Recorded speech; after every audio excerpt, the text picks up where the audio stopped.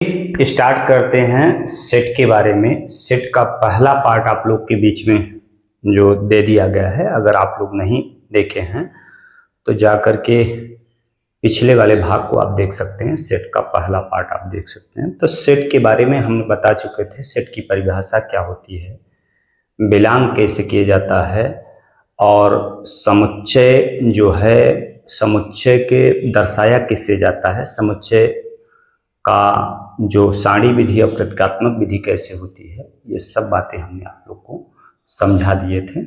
आज जो हम चर्चा करेंगे वो समुच्चय के प्रकार के बारे में चर्चा करेंगे। किसके बारे में? समुच्चय के प्रकार के बारे में चर्चा करेंगे। तो आइए देखिए,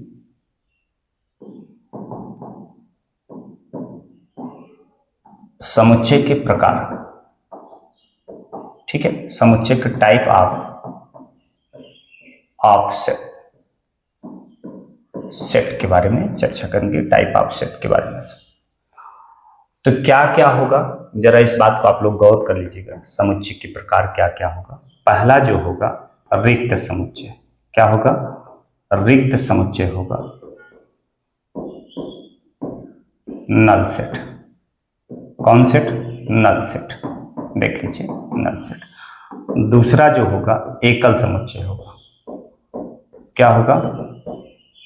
एकल समुच्चय के बारे में करेंगे, सिंगल सेट। सिंगल सेट के बारे में चर्चा करेंगे। तीसरी बात जो करेंगे परिमित समुच्चय की बात करेंगे। समुच्चय यानी फिनिट सेट के बारे में। चौथी जो बात करेंगे अपरिमित समुच्चय।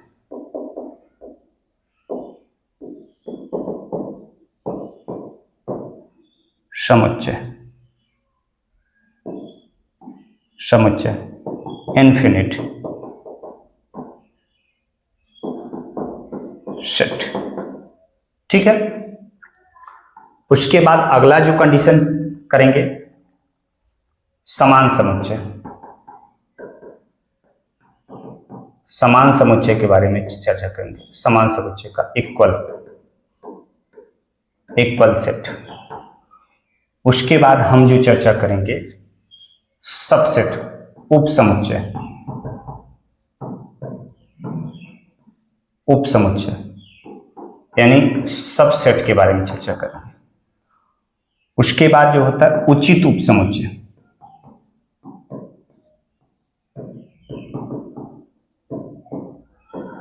उचित उप समुच्चय यानी प्रॉपर सबसेट। ठीक, इतनी बातें हम चर्चा करेंगे। तो फिलहाल आज इस क्लास में यहां तक हम लोग चर्चा कर लेते हैं। उसके बाद जो होगा आगे और बढ़ेंगे। टाइप है इसके प्रकार के। घास समुच्चय क्या होता है, तो यहां पर देखिए, जरा गौर करिएगा। सबसे पहले हम लोग क्या चर्चा करते हैं? सबसे पहले हम चर्चा करते हैं किसकी? रिक्त समुच्चय की। किसकी चर्चा करते हैं? रिक्त समुच्चय की। देख लीजिए, ये आप लोग को हमने दिखा दिया कि क्या कंडीशन होती है। तो सबसे पहले हम लोग रिक्त समुच्चय के बारे में चर्चा करते हैं कि रिक्त समुच्चय क्या होता है। Null set. कौन सेट? नल सेट के बारे में हम चर्चा करेंगे कि नल सेट क्या होता है। जब किसी समुच्चय का अवयव नहीं होता है, एक भी अवयव न हो, नल समुच्चय।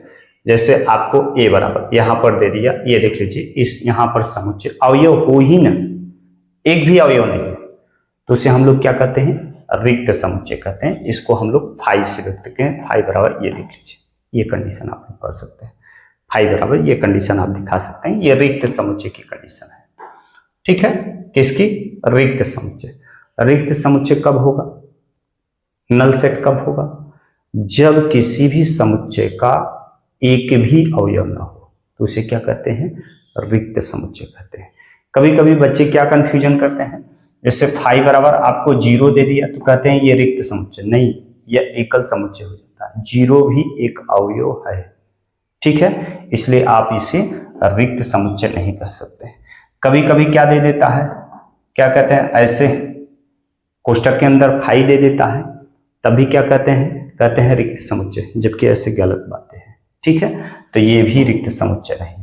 रिक्त समुच्चय हमेशा फाई, ये लिख लीजिए, खाली रहेगा, ये रिक्त समुच्चय की कंडीशन है। ठीक है, तो यहां पर आप लोग को ये बात आप समझ गए होंगे कि रिक्त समुच्चय कहते किसे हैं, रिक्त समुच्चय की कंडीशन क्या होती है, तो ये बात आप समझ सकते हैं अच्छी तरह से। ठीक है, अब देख लेते हैं, आगे बढ़ते हैं आप लोग के बीच में। आगे क्या बढ़ेंगे, यहां पर गौर करिएगा। उसके बाद एकल समुच्चय। कौन समुच्चय? एकल। एकल समुच्चय की अगर बात करें कि एकल समुच्चय क्या होता है, देख लीजिए। एकल समुच्चय यानी एकल समुच्चय की बात करें यानी सिंगल सेट। सिंगल सेट अगर बात करें, सिंगल सेट क्या होता है? जब किसी समुच्चय के अवयवों की संख्या एक हो, जब किसी समुच्चय के अवयवों की संख्या सिर्फ कितना हो, एक हो, उसे क्या कहते हैं? एकल। जैसे आपको b बराबर यहां दे दिया 3, देख लीजिए। जैसे d बराबर आपको दे दिया 0, देख लीजिए ये। जैसे आपको a बराबर दे दिया ax, ये देख लीजिए। जैसे आपको c बराबर दे दिया i, ये देख लीजिए। एकल समुच्चय की बात करता है। एकल समुच्चय में आप समझ गए कि नहीं? हाँ, जैसे आपको यहां पर कोई दे दे, क्या दे दे कि a बराबर इतना दे दे, 1 1 1 1 डॉट डॉट डॉट, तो आप क्या कहेंगे? इसको क्या कहेंगे? सिर्फ यह एकल समुच्चय है। क्या है? एकल, क्योंकि अवयव को पुनरावृत्ति नहीं की जाती है। किसी भी समुच्चय में अवयवों की पुनरावृत्ति नहीं किया जा सकता है, इसलिए यह एकल समुच्चय है। ठीक है ना, एकल समुच्चय की ये कंडीशन है। तो यहाँ पर ये एकल समुच्चय हो गया। अब उसके बाद आप लोग देख लीजिए, गौर करिए। एकल समुच्चय के बाद हम करते हैं, क्या करते हैं? परमित समुच्चय। किस समुच्चय की बात करते हैं? परमित समुच्चय की अगर बात करेंगे तो परमित समुच्चय क्या होता है, आइए देखते हैं कि परमित समुच्चय क्या होता है। फिनिट सेट, परमित समुच्चय। ठीक है, परमित समुच्चय की बात करते हैं तो यहां पर देख लीजिए, फिनिट सेट क्या होगा?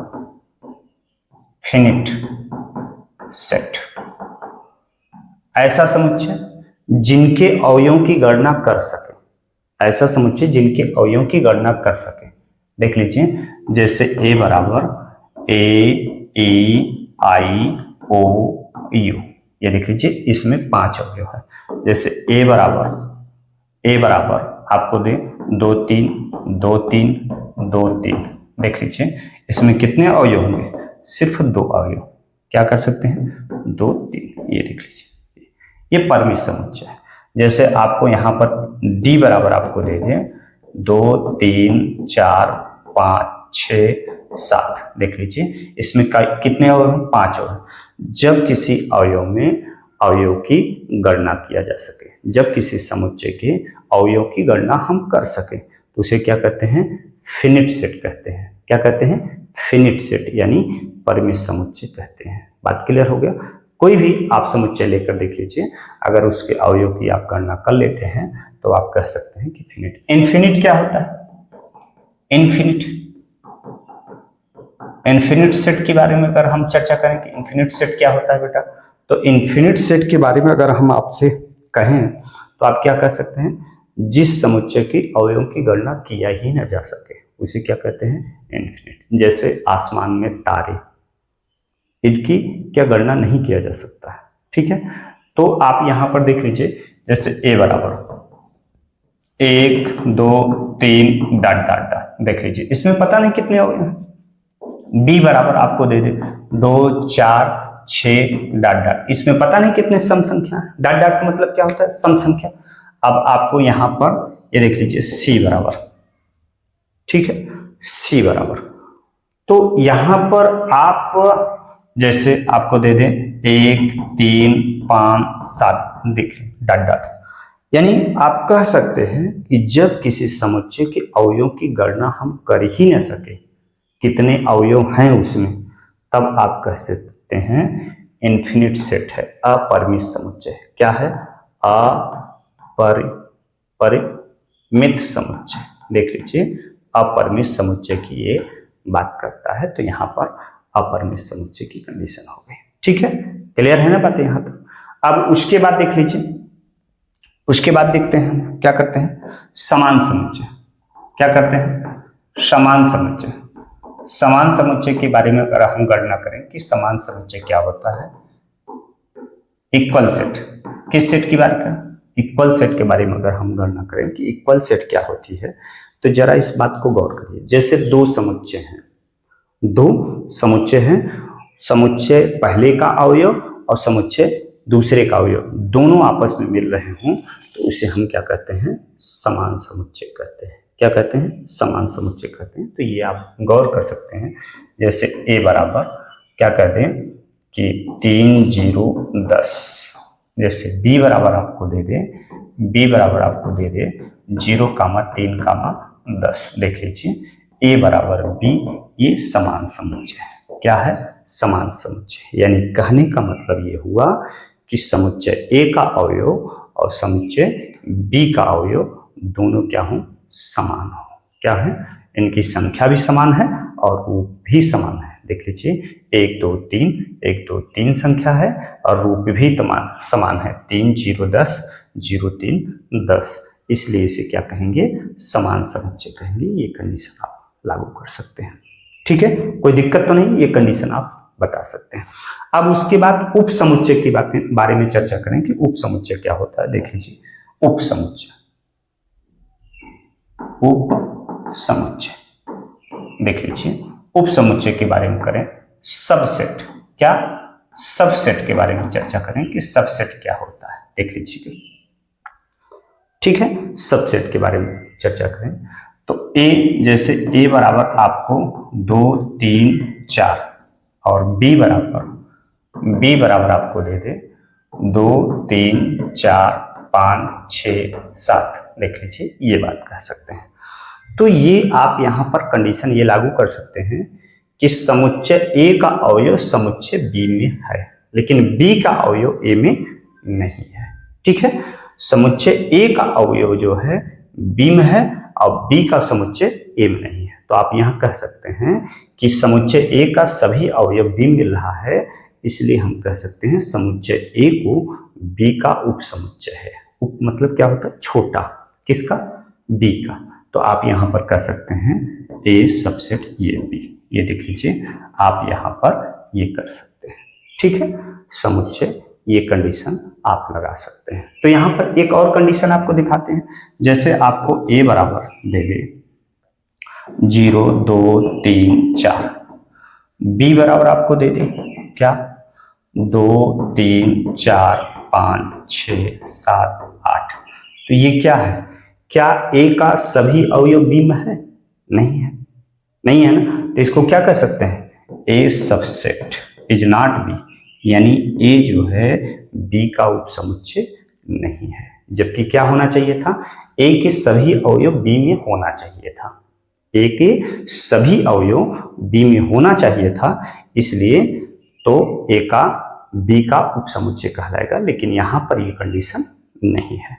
बात क्लियर हो रही ना यहाँ तक। किसी सज्जन को अगर दिक्कत हो तो आप बताइए कि सर यहाँ तक हमको दिक्कत हो रहा है। ठीक है, आगे